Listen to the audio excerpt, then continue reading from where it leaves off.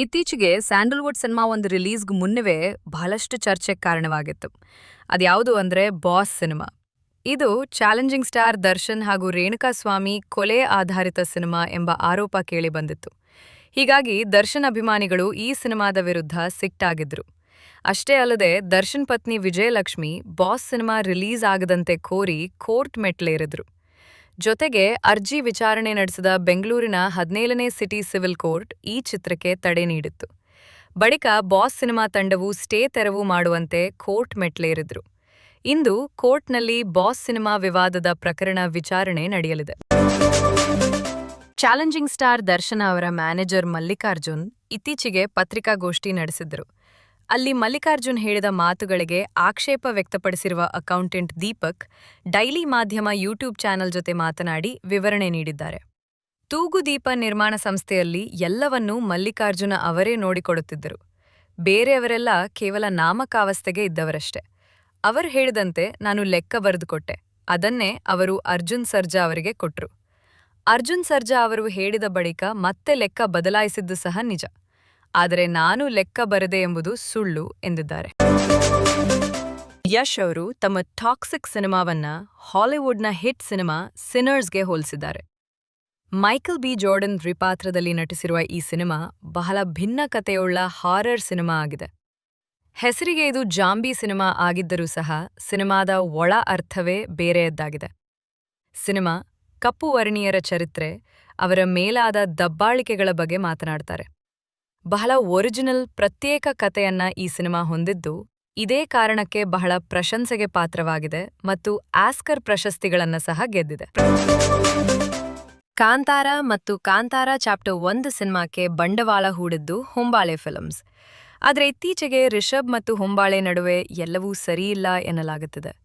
ಅದರ ಬೆನ್ನಲ್ಲೇ ಇದೀಗ INCA ಪ್ರಶಸ್ತಿ ಸ್ವೀಕಾರ ಮಾಡಿದ ರಿಷಬ್ ಶೆಟ್ಟಿ ಅವರು ಹೊಂಬಾಳೆಗಾಗಲಿ ಸಿನಿಮಾದ ನಿರ್ಮಾಪಕ ವಿಜಯ್ ಕಿರಗಂದೂರು ಅವರಿಗಾಗಲಿ ಧನ್ಯವಾದ ಹೇಳಿಲ್ಲ.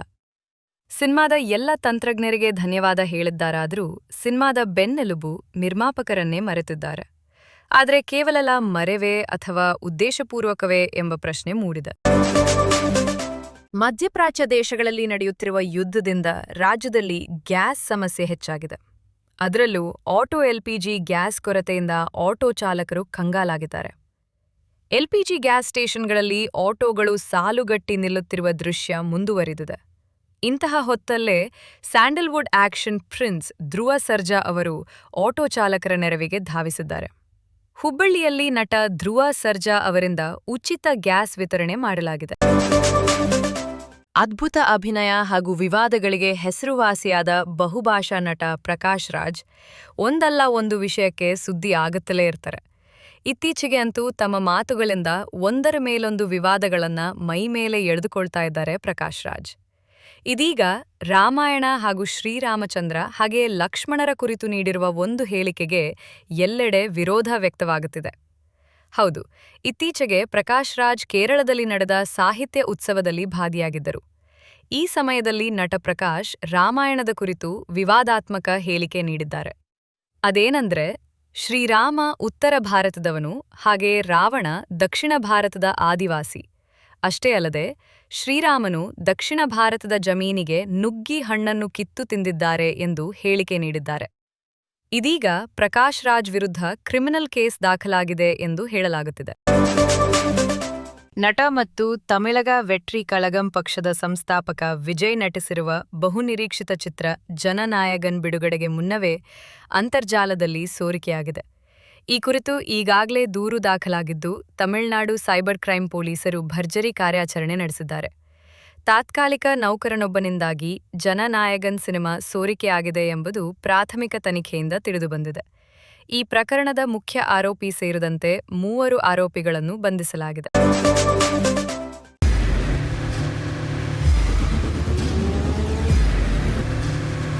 ಪ್ರಜಾಮಾರ್ಗ ನ್ಯೂಸ್, ಇದು ಜನಸಾಮಾನ್ಯರ ಧ್ವನಿ. ನಮಸ್ಕಾರ. ನೀವು ನೋಡ್ತಾ ಇದ್ದೀರಾ ಪ್ರಜಾಮಾರ್ಗ ನ್ಯೂಸ್. ರಾಷ್ಟ್ರದ ರಾಜ್ಯದ ರಾಜಕೀಯದ ಬಗ್ಗೆ ಹೆಚ್ಚಿನ ಸಿನಿಮಾ ಅಪ್ಡೇಟ್ಗಳಿಗಾಗಿ ಫಸ್ಟ್ ಲೈಕ್ ಮಾಡಿ, ಸಬ್ಸ್ಕ್ರೈಬ್ ಆಗಿ, ಹಾಗೆ ಫಾಲೋ ಕೂಡ ಮಾಡಬೇಕು.